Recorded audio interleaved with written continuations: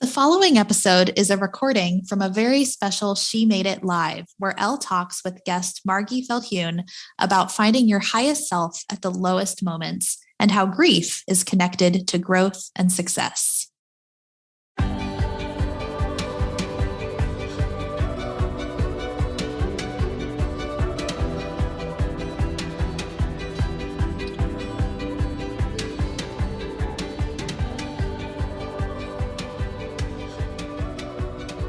Hi, everybody. It's me, Clara. I started a little bit late just to allow a few more people to join this webinar, but welcome. We're so excited that you're here. This is our last webinar of the year.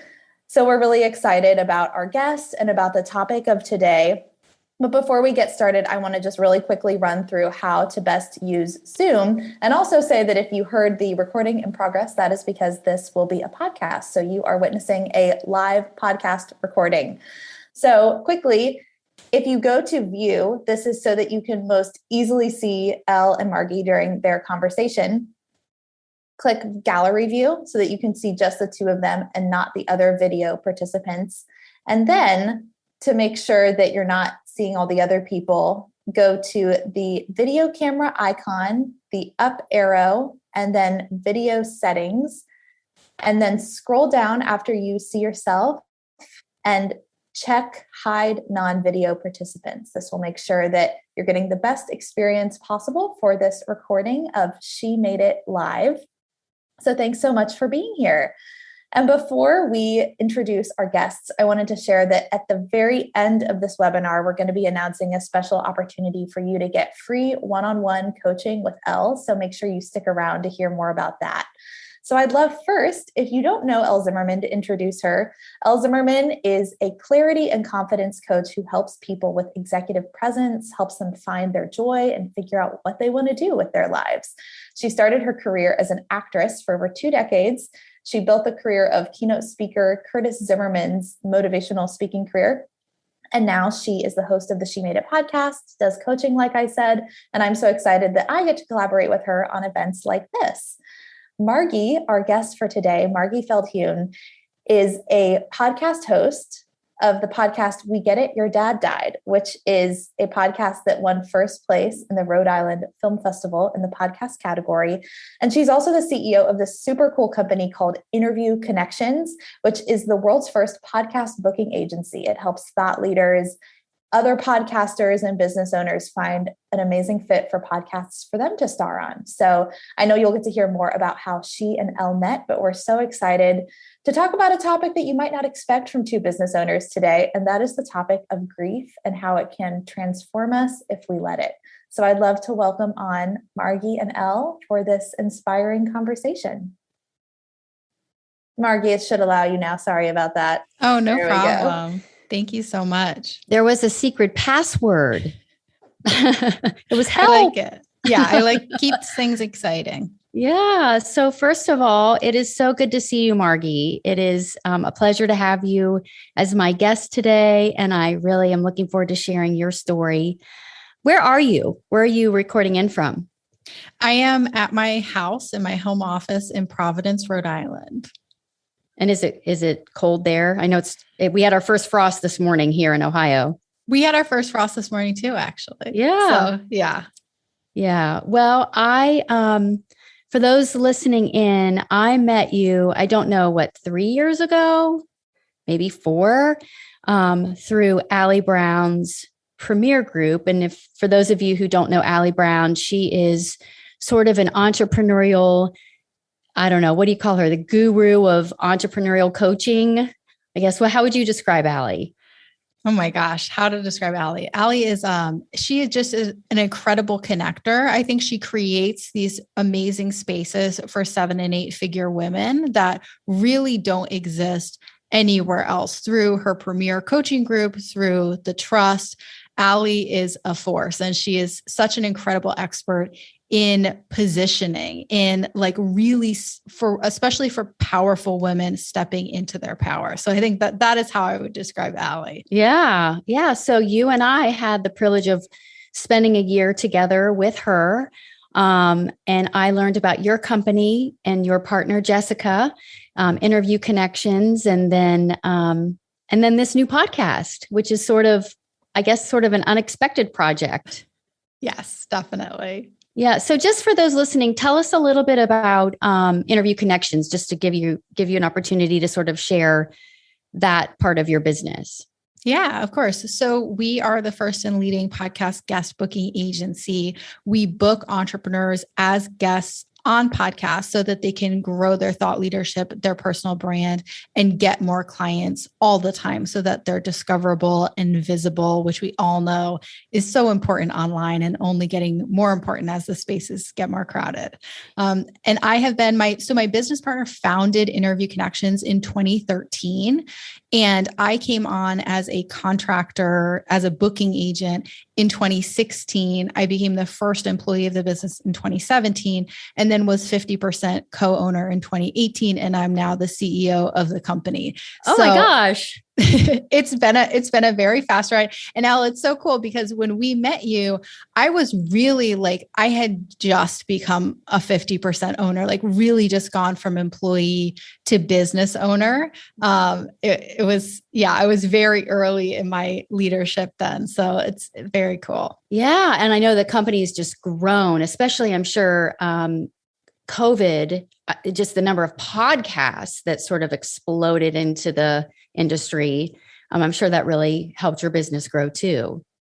Yeah, definitely. Yeah. When we first met, we were in this group with Allie Brown of 7-figure entrepreneurs, and we weren't quite at 7 figures yet. So we had a little bit of imposter syndrome, but yes, we did hit 7 and multi-7, and we're going for 10 million now as our revenue goal. And yeah, COVID was good for our business. I mean, obviously challenging in many ways, like it was for everyone. And obviously a painful time to see what was going on, and tough for team and change management. We went from having actually an in-person office to going full remote. So there were a lot of changes, but it was a great industry to be in because we had spent so much time educating the market about why you really need to be getting out there on podcasts every single week as a guest, and why that's so crucial for your brand and for your visibility. And when COVID happened and all the in-person speaking got canceled, suddenly it was like in the snap of your fingers, everybody got it. Every speaker and entrepreneur and author got it and was like, oh my gosh, I need to be getting out there consistently because I just don't know what's going to happen. Yeah. And that's the industry that we're in, the speaking industry. Yeah. So we had a faucet turn off. Yeah. But yeah, but then wasn't it during COVID that you launched your own podcast? Is that the timing? Yes. So, I started working on it during 2020, and then it launched this year. I think in April, I launched season 1. Yeah. So it's pretty new. It came about, and I talk about this all the time. There's a lot of reasons I love guesting. So being a guest on other people's podcasts, and a lot of reasons why it's so valuable. The main ones being, of course, it's so high trust. So you end up getting high ticket clients who don't need that much nurturing because they've gotten to know you so well from your interview that they already love you, and that discoverability and visibility of getting in front of new audiences. But my personal favorite thing about it is the way that it evolves your messaging. And I am like a total messaging nerd. I just find it really, really exciting. And words are so powerful, right? So as your messaging evolves, your world and your business and your life evolves so much too. So talking to these incredible entrepreneurs who are podcast hosts has transformed the way I tell my story, the way I think about and talk about my life and my business. And it was through getting out there every single week as a guest on other shows that I realized I was talking about grief a lot, it kept coming up because it was such a huge part of my personal and business journey and who I am as an entrepreneur. It really wouldn't be possible without getting through that profound loss. And the more I talked about it, the more I realized how important it was to talk about it. The more I received feedback from people thanking me for creating a space to speak honestly about loss and grief, and telling me how much it meant to them, sharing their stories of loss. And so it really happened, it had its own momentum from that. Yeah. Yeah. And so I would love to share with our listeners the story of the podcast. Sort of, I know you were also working, another colleague friend of ours, Jacqueline Nagel. I think I saw you were working on maybe a keynote speech and maybe even a book. And then I sort of saw the podcast come out of that. So would you say that was sort of the progression? Yes. So Jacqueline Nagel, I love her so much. She is such a genius. And yes, so it was this combination of, I kept telling the story on shows, but I really felt that I could be telling it better. And she is such a genius with speaking and storytelling. So I did one of her in-person intensives, like, I think it was like end of 2019, like really got in there under the buzzer. And, but also, just the perfect time to start a speaking career. But that's exactly what happened. And I think the way life works out is so funny, because when things feel like they're not working out, sometimes it's you're on the path. Like it's really what's meant to be happening. And that's what happened. I started working with Jacqueline, and she's so brilliant. And she helped me take like all the mess of thoughts in my brain and really learn how to craft them into speaking and speeches. And even we were working on a book together. And then COVID happened. So I'm like, I'm going to go for it. I'm going to try and get a TED Talk. So Jacqueline helped me to craft my story of what happened when my dad died into this TED Talk. And then we went into lockdown. And then I also realized I didn't want to speak in person. And so actually the TED Talk that I created with Jacqueline became episode 1 of the podcast. So yes, I absolutely couldn't have done it without her. It was such a combination of getting out there and speaking and having this messaging sort of bubble up organically, and then having a professional genius like Jacqueline to help me craft it into something that was digestible and powerful. And I listened to episode 1. And for those of you here today, it's a really beautiful story. And I want you to share some of it with us today. So I guess maybe take us back to, what was it, like 5 years ago now? 6 years. 6 years. Okay. And you were in Taiwan. Yeah. So I was living in Taiwan as an English teacher. I had gone after college. I saved money. I love to travel. So I moved to Asia with my partner at the time to be an English teacher.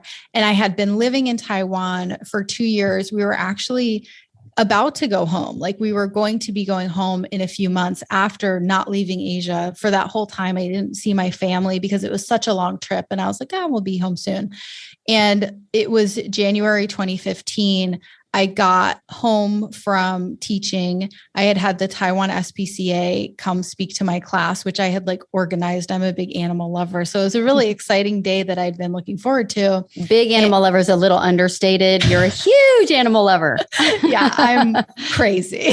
I'm Yeah. crazy about animal rescue and about animals. So, and I got home, and my partner at the time, he was just white as a sheet. And you can tell when something's off, right? On the bus from school back to our apartment, I had a kind of a cryptic text from him that was just I love you with no punctuation. And when you know how somebody texts, when you see something like that, I was like, that's weird. I feel like if he was just being nice, it would be exclamation point or something. But it was it felt heavy. When I got the text, the energy felt heavy, but I didn't really read into it. I was like, oh, I hope nothing happened. But it never crossed my mind that it would be something this big.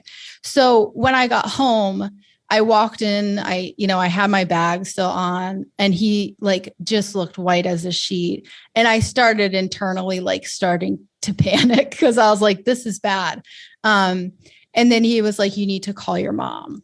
And my parents were still together. So it was never call your parents or your parents' house. It was never. So that wasn't good.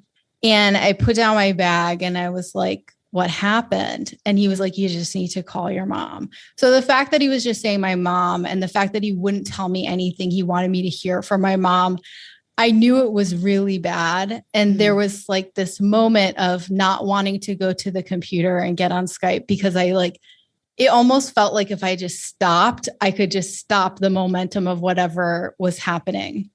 And so, and I'm going through it in my mind, okay, well, maybe he was in a car accident or he had a heart attack and he's like in a coma or like something bad happened, but it's not like the worst it could be. And then I got on Skype with my mom and she said, Dad's dead. He killed himself.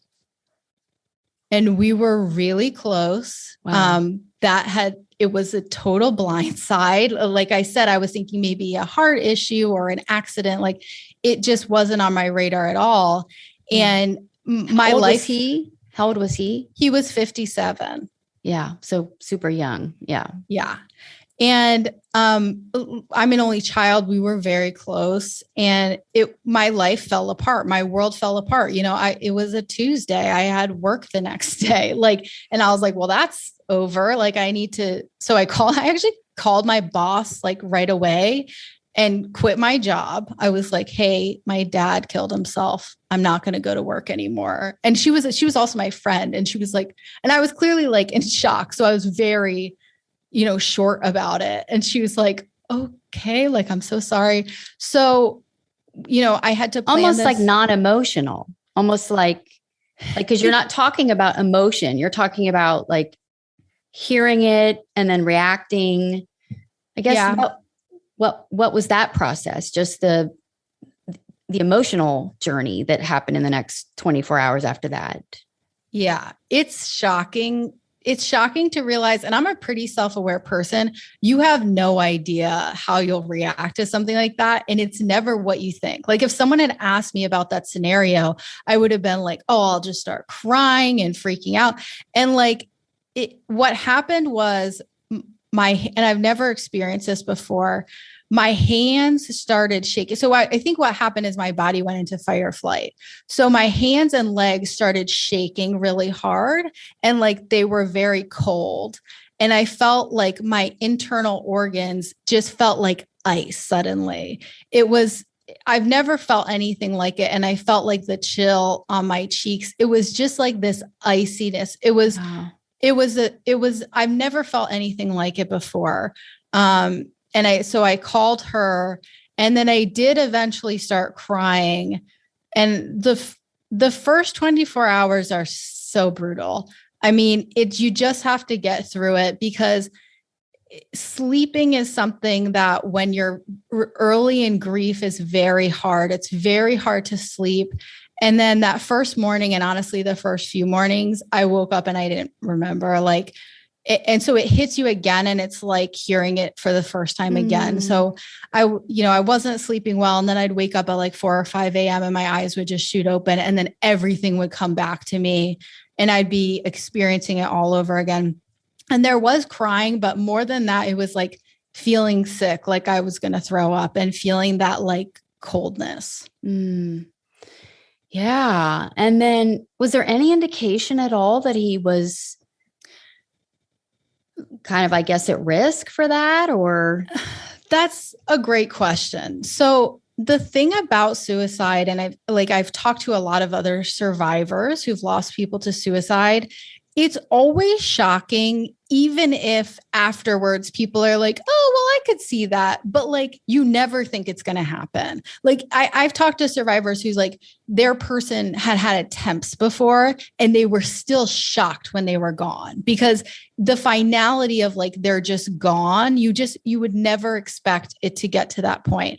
So for him, no, I didn't think he would kill himself. He was really the rock of our family. It would never have occurred to me. He was like very much, my mom had a high powered job for most of my childhood. He was the one who like drove me to all my things, like made sure I had all my stuff and my permission slips. Like he was the one in the family who was just like kind of taking care of everybody else. And I knew he had depression, but I had never seen him depressed. He was always like joking and smiling and laughing. So I knew he was on medication for depression, but so are so many people. Like, I mean, to me, that's not a red flag for suicide. So after he died, we learned a little bit more and I was kind of like, okay, but there still haven't been any answers. It was very shocking. We still don't really know what happened or why, and what led to it. That's got to be really hard. Like I immediately go to Why was it my fault? What could I have done differently? I think the curiosity would drive me crazy. Yes. Obsessive rumination is really common in survivors whose loved one has died by suicide. And you do spend a lot of time, especially in the first few years, like going in those circles because you don't know. And it's like, you're so curious. And it gets to this point of like almost delusion where you get so mentally down this rabbit hole of trying to figure out why that it's almost like if you can figure it out, you could change the outcome. And then you just keep coming to this point where it's like, it doesn't really matter because like, I'm going to be here no matter what. And I'm still curious. I still try to talk to his family and try to understand like what happened in his childhood. But I've been able to let it go a lot more. And I think that's one of the things that made this loss such a powerful vehicle for transformation, because having to just like move on basically and not get answers is the most frustrating thing for like the egoic mind. And to be able to rebuild and to lose things and to have it not be fair and to keep going, I do think helped me kind of break through to a different level of consciousness because I had to. Yeah. You know, grief is one of those things that you can't prepare for. Like you said, you had these feelings that you'd never experienced. You didn't experience it the way you thought you might have, you know, if you imagined it having happened. And then you are left with this information, unanswered questions. And really, we're not taught. We're not even really, unless we've had somebody go ahead of us who can support and love and mentor, it's all new for us. So I guess, how did you then move into the grieving process? Or just, I guess, what was next after the information and you did the reactionary changes and you're acting in shock. And then I'm guessing you come back home.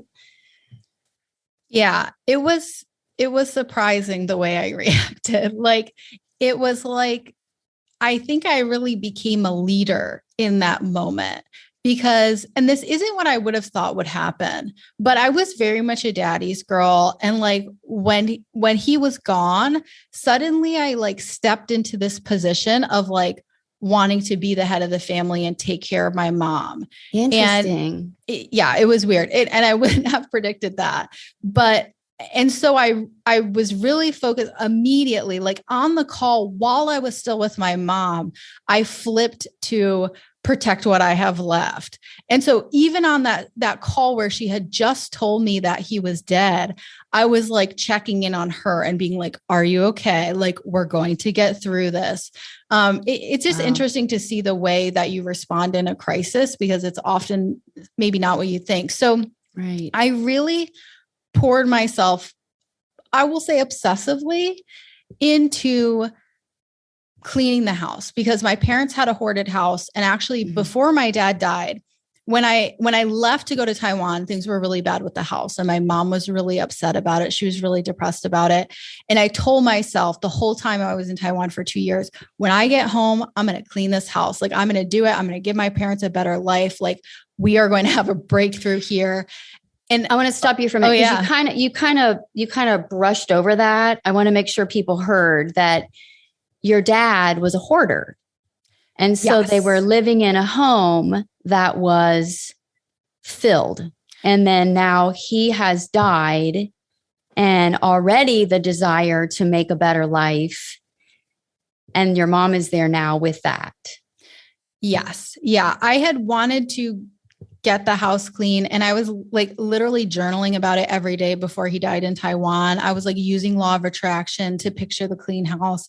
And it's like, not funny, but in a dark way, like I got the clean house. Right. Little did you know, you'd be the one attracted back to it. Yeah. Yeah. But yeah, I mean, it was, I immediately went there and it was like, it's time. And I wanted to protect my mom. I wanted her to have a better life. And they're both kind of hoarders. Like, he was a worse hoarder and more resistant to change, but she's also just like very cluttered and chronically disorganized. So both together were tough. But I came home, I had already been researching like hoarding coaches and stuff before he died locally, so that when I got home, I'd be ready to like hit the ground running. And so I got home, I was planning the memorial like virtually from Asia with my mom and the funeral director. We did the memorial. I gave the eulogy, which I think it was good, but I don't remember it. Oh my gosh. Yeah. And then I got to work. Like it was literally the day after that I started calling hoarding coaches, meeting with them. And the process of cleaning the house was an absolute nightmare. Like in the beginning, it was really, and it really is reminiscent of starting up a new project or a new business where you have no momentum, where it was a lot of obstacles at first. Mm-hmm. And just, I knew I needed help. I wanted to find like a hoarding help person. And the first person I called, he was like just such the wrong fit. And he was like, it was like $10,000 to even work with him, which I didn't have. And he was just like really aggressive and like, basically like, we're going to come in and throw everything out. And he's like, let's pull the trigger on this. And I was like, this is not the vibe I need, because he had like no compassion. I just told him that my dad like killed himself. And I was like, this is not right. So, and then I had these other people who I like had this mental idea that they were going to be perfect. I totally idealized them. Her parents were hoarders too. And like her dad had just died too. And I was like, oh my gosh, we're going to connect and like heal. And she's going to be the perfect cleaner. Absolute nightmare. Like she came into the house, the energy was off. She wasn't very friendly at all. And after looking at the house, she was like, this job is impossible. And if the city comes in here, this house will be condemned. So she left and I just like cried my eyes out. It was just, it was just dead end after dead end. And I was in such a vulnerable place emotionally because I was so early in grief. And then I found this woman. And she came and she was absolutely incredible. And she was perfect. And I could afford her. And she was so compassionate. And she was like, this house isn't even that bad. I work with houses way worse than this. She was like an angel. And I was like, my prayers are answered. So we worked with her for a few months and she helped us so much. She helped my mom so much. My mom was very resistant. And she did a lot to help facilitate that, to get her to cooperate in cleaning and organizing and sorting, which I really needed. And then that woman disappeared. She ghosted us. Oh, no. I know. Everything that happened during this period of the house clean, it was almost like being in a dark comedy, because I was like, this isn't happening. This doesn't happen. Like it was just one thing after another. So she disappeared. I had become really reliant on her to get the house clean done, and kind of emotionally. I mean, she was such a comfort to have. And then we had an appointment with her and, 10 minutes went by and I was like, okay, she's late. An hour went by. I called her, I emailed her. We couldn't get in touch with her. And so again, I found myself in a situation like losing my dad, where this person I relied on was gone and there were no answers. And again, I was faced with this choice of like, do I just let this stop me and wallow, or do I keep going? So she had a blog. And it was really good. And it had information on each room and all these different things. So I became the hoarding coach. I read her entire blog and I took over the project and we got it done. And it was actually an incredible gift to lose her, because it forced me to step into this myself and to realize that even losing someone, it wasn't going to stop me and I could do it. It's interesting because it's like the grief in the grief, the loss in the grief. And both lessons are, you got to go through it yourself. Yeah. It's your own experience. And of course, the hoarding is a little bit more tangible and practical. But ultimately, and you say over and over and over in your podcast and sort of like your philosophy toward grief, is that you have to do the work. You have to embrace the process and let yourself go deep into it in order for transformation to happen. And so I love how right after you go into this, like you said, you're sort of in this survival, leadership, get her done kind of mode. And then life's giving you the lesson again. Yeah. And the lessons didn't stop. Like, I mean, just stuff like that kept happening and happening. And finally, I finished the house clean. I had done it.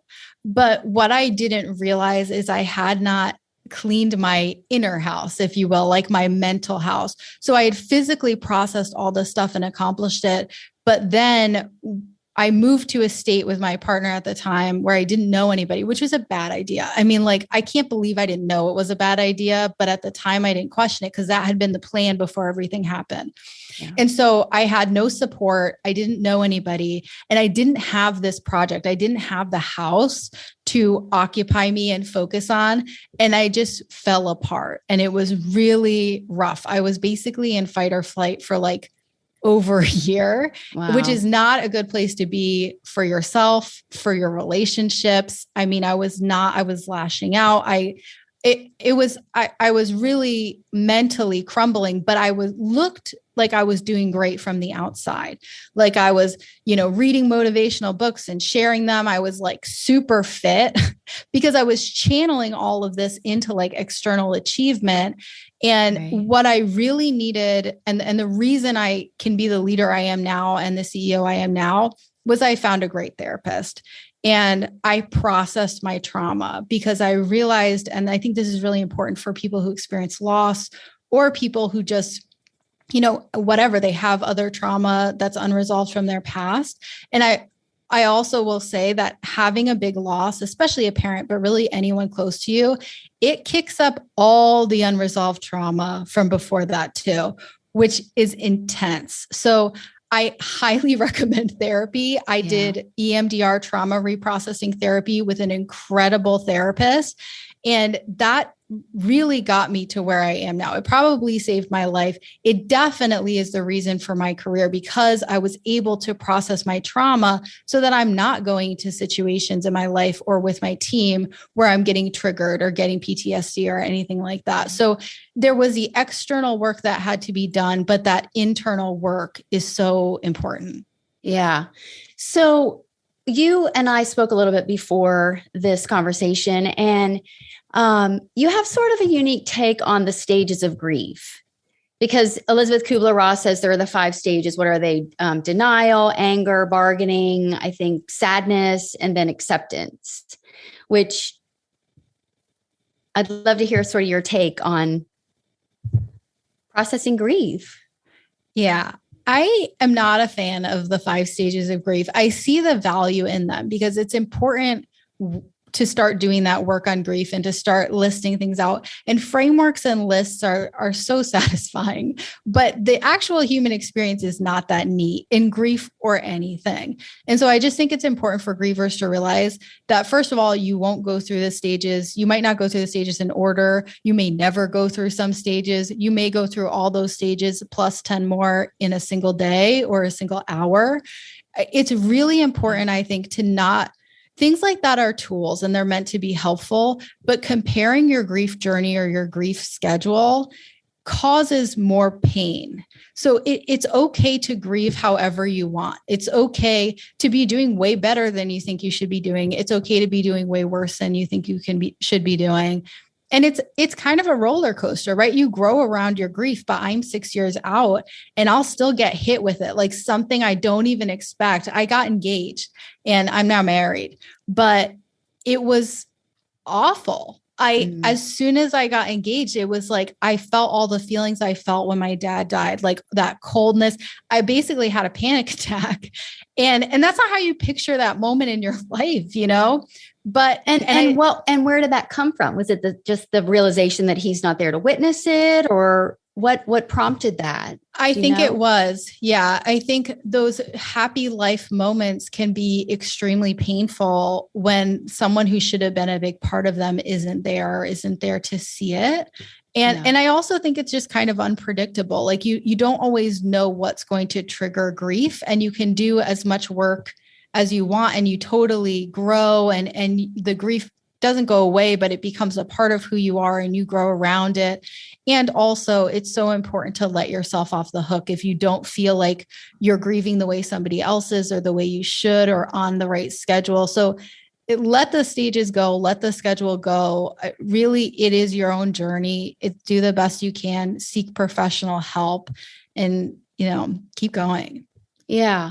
And I've also heard that if you don't process grief, that there's the unfinished business. So you said for you were kind of there was a stage that maybe you were in denial, the working, working out, being focused on the externals.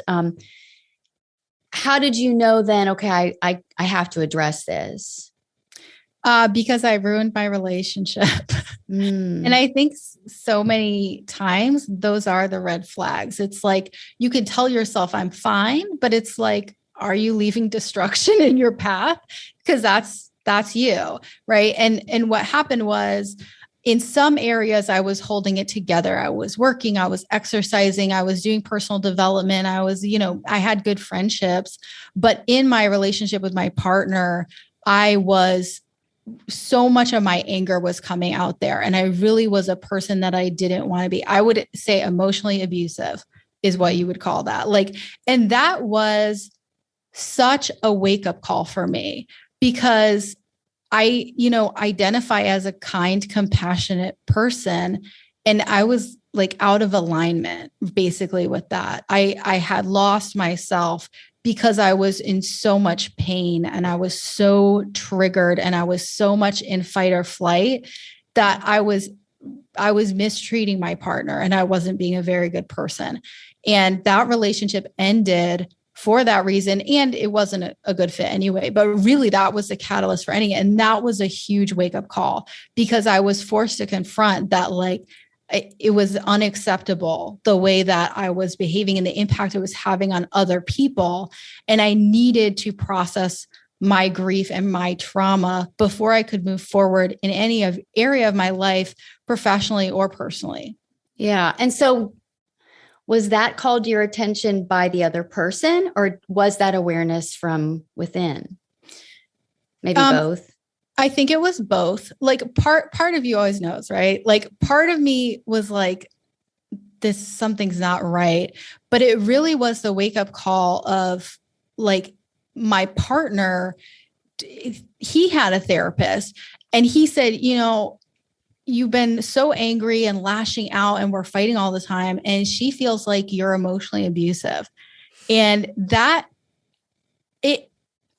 it was I felt like she was calling me a serial killer or a sociopath, seriously, because I was that's not me. And people in my life who know me would say that's not me. And it hit me like a ton of bricks, because it so shattered my beliefs about myself. And when he said it, I knew it was true.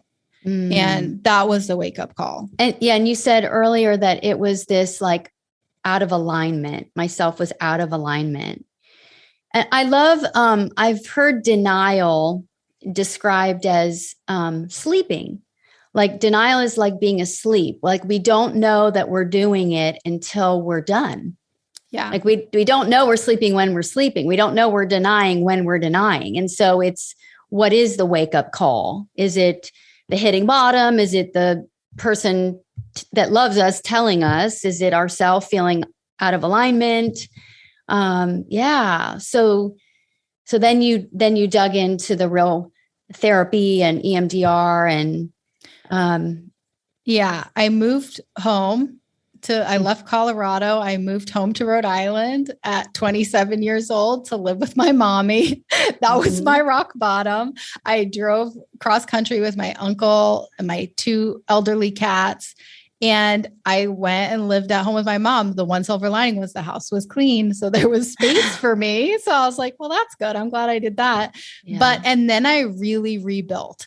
I was working for Interview Connections at that time as a contractor at first when I first got home. And it had been such a wake-up call. Just the word abusive, it was such a wake-up call and such a shock that I made fixing myself really my highest priority. I interviewed first, I looked at Psychology Today. I found my top 4 or 5 therapists. I called them for phone interviews I interviewed 2 in person, and they were both like, this isn't really how people do this, but okay. But I took it so seriously because I realized that how important it was. And I found, like, I remember one of them was like young, and I was like, I need someone more experienced. I got a lot of problems. And she was like, okay. That's funny. But I found this woman, this incredible woman, Marjorie, who actually wasn't taking new patients. But once she heard my story, she made an exception and she took me. And working with her, and she was also so great with mindfulness. And she had that kind of spiritual edge to her too, but as well as being an EMDR practitioner, an expert in trauma reprocessing, and really like taking seriously that work on myself with her and being committed to changing and to learning boundaries and learning, processing my triggers and learning, how to be again, basically changed my life. And it totally is what caused me to show up in the business in a way that I was such a huge asset. And that when I negotiated 50% equity, I was someone that you would say yes to. Yeah. And before we get to that, because I do want to talk about how sort of the road through grief led to your business success. But you also shared with me prior to this conversation, sort of the what's the word? The harm of toxic positivity. Because you talk about working on yourself, you talk about personal development, you talk about working out, you have lots of ways that you supported yourself. Some were helpful and some maybe were coping. Helpful because you got in great shape, but so what do you mean by toxic positivity as it relates to grief? Yeah, I think, and this is something I've been talking about a lot recently, there's a lot of advice out there, and it's good marketing to have like just a punchy piece of advice that's like, do this or don't do this. And that there's nothing wrong with that, but it's missing context and it's missing nuance. And I think it can be really dangerous when people take little sound bites like that and are like, I should be doing this, or I should take this advice. And the thing about positivity is, like, on the one hand, it's important to want to get better. It's important to try. And also it's important to feel your emotions, and denying that something's happening or resisting negative emotions just makes them persist, right? What you resist persists. So it is this balance of going for more and not wallowing, not letting yourself be stopped and just stay in sadness forever. But you have to accept and be where you are now. And humans are meant to have a range of emotions. You're not meant to be happy all day, every day, and you aren't failing if you're not, right? Though it doesn't matter how much work you do on yourself or how enlightened you are. It's just not human to be happy all the time. And I just think it's really important for us to be present with our negative emotions and our positive emotions. And when we accept them, when we're present with them and we're mindful and we see that they're there, we're less likely to lash out and to try and get relief by, damaging, either with words or whatever, something else.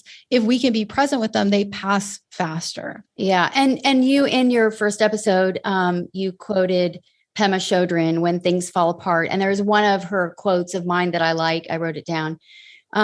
Sometimes good things fall apart so better things can fall together. That it's the necessary for rebirth or growth. Or there's another quote of hers that she says, "Someone I loved once gave me a box full of darkness, and it took me years to understand that this too was a gift." Yeah, I love that so much. And it's so true. I mean, losing one of my parents was my biggest fear. And then once I lost my dad, I was so afraid to lose my relationship with my partner, even though it wasn't a good relationship, but it was what I had, right? And losing all that stuff basically against my will, it cleared the way for a life where I'm much more fulfilled and I'm much happier. And I'm not saying I would sacrifice my dad for that, but dealing with what happened, there's nothing that's just negative, right? There is a seed of goodness in everything.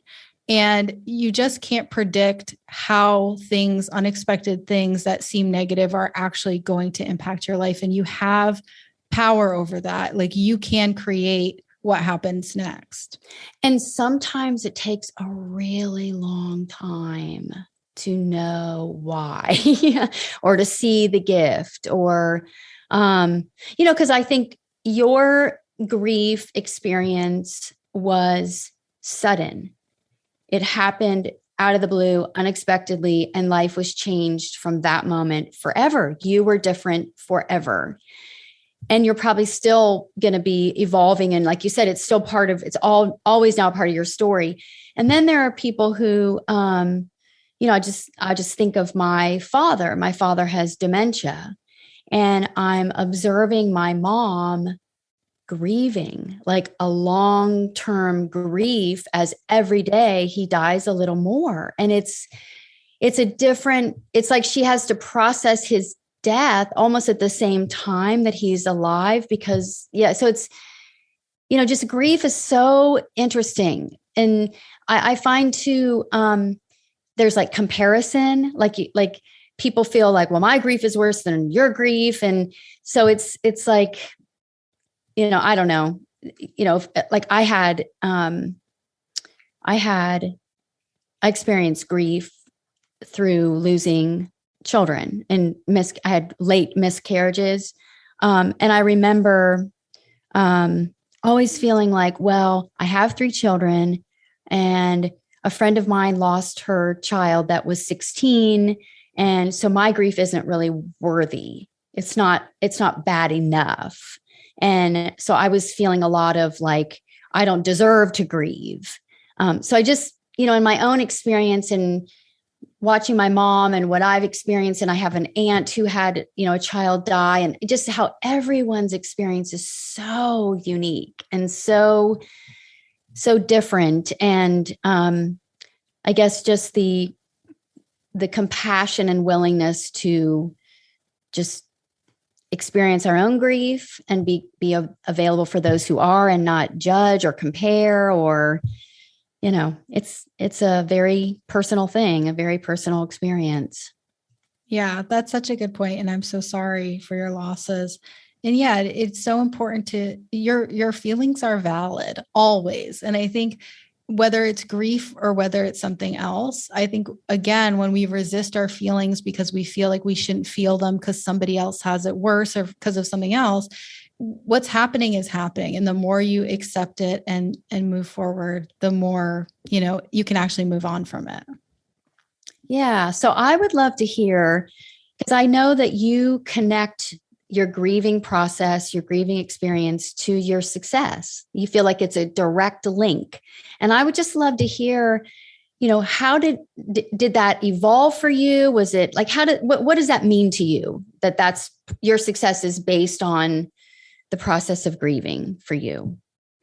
Yeah. I mean, part of it was just the shift of who I became when I lost my dad.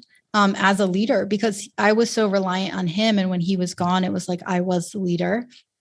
Then the house project, it was the first time I had taken on something that felt that hard and that impossible and that had that many setbacks. And I never gave up. In the past, I would have gotten stopped. Like I didn't have the motivation. It was the first time I was so motivated to go and accomplish something no matter what. And I was able to see what I was actually capable of, which I never would have guessed. And I wouldn't have had that opportunity if I had felt like I had a choice. If I had felt like when I couldn't find a good hoarding coach or when the great one disappeared, like I didn't have a choice. I couldn't stop at that point, or I felt like I couldn't stop. And so I was able to push past what I thought I could do before. And then I would say the third part is really taking my mental health seriously. And whether you need trauma reprocessing with a therapist or whether it's just like working with a coach like UL, like it's so important to treat who you are and improving yourself mentally as a full-time focus, because that is what leads to all the external stuff, is that internal stuff. So because I was like getting so good at boundaries and learning so much and processing all this trauma, so I wasn't getting triggered, I was becoming so genuinely resilient, right? Not like just like, fighting it no matter what, but like a true resilience that comes from those inner shifts. I was like a dream first employee because nothing faced me, Right. it's a mess when you have a startup, right? People are quitting, things aren't working. And I was just like, compared to what I had just been through, it was nothing. I was like, oh, we can do this. No worries. Like, I'll set this up right now. And that's really what allowed Jess and other people to see like, oh, she's an entrepreneur. And I was before, I just would get so bored at every job, but it hadn't come together until that moment of the skills that I needed to really be a successful business owner. Yeah. The other question that so thank you for sharing that, because that is, again, resilience comes through the fire, the storm, it's like we have to cultivate it. So I guess when you're in the lowest part of the experience, whether it's the sadness or the deep anger or the busyness of coping, how do you access your highest self? Or is it just a season and you have to, it's kind of like when you're going through grief and you're really, really in it, is that the time to try and develop yourself, access your highest self? Or do you just have to allow yourself to be there? Yeah, I would say all the time. I think it's similar to like the idea of like, how do I get in shape? Like, it's not just like a week of exercise and healthy eating. Laying the foundation of personal development, whether you've just experienced a loss, whether you haven't yet, no matter what, is really important. And I really am a big believer in meditating every morning, in, taking in personal development material every single day, like going for a walk, doing that stuff you need to do, because you lay that strong foundation and then you're able to deal with things that come your way. But if you just suffered a big loss and you don't have experience with personal development, it's still a good time to start. And it's not toxic positivity. It's not like, don't do anything that doesn't feel right to you. Like, don't journal about how grateful you are if you don't feel grateful at all, but hire a therapist. Or I identify as spiritual, but I've never identified as religious. I've never felt at home with any organized religion. But my friend had just started her sobriety journey right when my dad died. And I went to AA with her, and someone in AA shared that they hadn't been praying because they thought it had to be this big complex thing. And they just started saying every morning, help me, and every night, thank you. And I had never done anything like that. And I started doing that. And even just doing that, it really shifted. Yeah. What shifted? I don't know. I just remember the first time I did it, I had just exercised in like this little section of the living room that I had like cleared the clutter out of so that I could exercise in it. And afterwards I lay down on my yoga mat. And I just was looking up at the ceiling, and I just said, help me. And it was just this immediate like relief and release. I just started crying. I think why I think that's so helpful, whether you believe in God or anything, I don't think it really matters. I just think the idea of, I don't have to figure this all out on my own. The relief of just asking for help is just so powerful. And things really did start to fall together and come into place after that. Yeah. It's a surrender. It's a surrendering. I can't do this by myself. Yes. Yeah. And it's also similar. I mean, I think of it as too, when you talked about, you were like the law of attraction, you were envisioning the clean house. I think help me is sort of the next step. You envision it, but then you can't do that alone. Yeah. And the help me invites that next possibility. Mm-hmm. Yeah, absolutely. Yeah. And for me, the key is to say, help me many, many times through the day. Yeah. Not just the morning. Yeah. Yeah. So I guess, Clara, we have a few more minutes. And if you want to pop on and see if there's any questions, or Clara, if there's any question that you want to add to the conversation. Sure. So first, I'll just say thank you for this wonderful conversation. It was just so uplifting in a way that you wouldn't expect a conversation about grief to be. So if any of our participants have questions, you can put them in the chat box. I have it set so that you can chat with just the host. So I'll see it if you enter a question. But one question to start with is, what are practices that a person who feels really cloudy in grief can start implementing? Yeah, that's such a good question. I mean, the help me and thank you thing, I think is really important, like to get to that point of surrendering and just those little moments of like taking a walk. Like there are these moments of relief. So just allowing yourself to feel those moments, getting professional help. I highly recommend a grief counselor or a trauma specialist.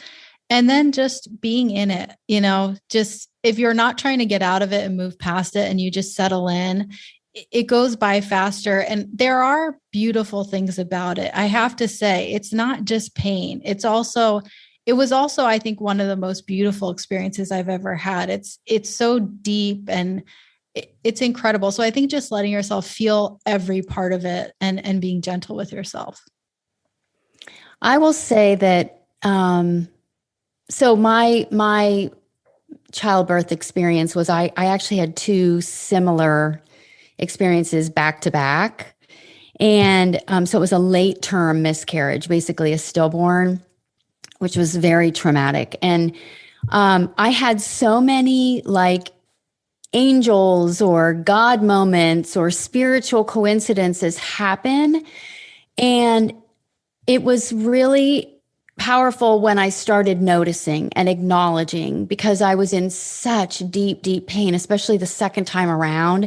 And to really just get this little reminder, if it was just, something I can't even, there were so many, but just these little reminders that kept popping up to encourage me, even in the deepest of the sadness.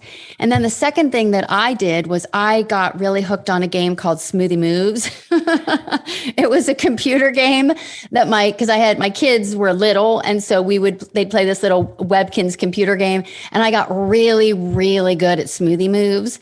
And I think giving myself permission to just play the game and let it be a distraction and know that that was okay, that was part of the process. That's so amazing that you'd say that, because I played a lot of Candy Crush. Yeah, because there's like these rewards all along the way. Yeah, it helps. Oh, yeah. Yeah, well, I think we're at the top of the hour. Was there anything else, Clara, that you wanted to add? I just want to add again what I mentioned at the beginning of the call, that if this spoke to you and you feel like it's time to start your personal development journey or reach a new level of it, if you've already started it, I'm going to put a link in the chat to sign up for a free 1-hour clarity call with Elle. And this is a totally no obligation opportunity to chat with Elle, learn about how she works, and get some clarity. It's totally a helpful experience, even if that's all you do. So we want to offer that as our gift to you. Yeah. And we'll put in the show notes links to Margys Podcast, to Interview Connections. If Margy, what is the best way, if you just wanted to share over audio, that people can reach you? Sure. Connect? So our website is interviewconnections.com. And so you can see all the information about us, some case studies, and also there, a link to contact us to learn more. And then my podcast, We Get It, Your Dad Died, is available on all podcast platforms, Spotify and iTunes Apple Podcast being the most popular. Awesome. And as always, it's wonderful if you leave a review for either podcast. Yes, We Made It or Margys Podcast. Right. All right. Well, thank you, Margy, for being here. Thank you, Clara, for hosting. And I guess that's a wrap. Yeah. Thanks everybody much for being here.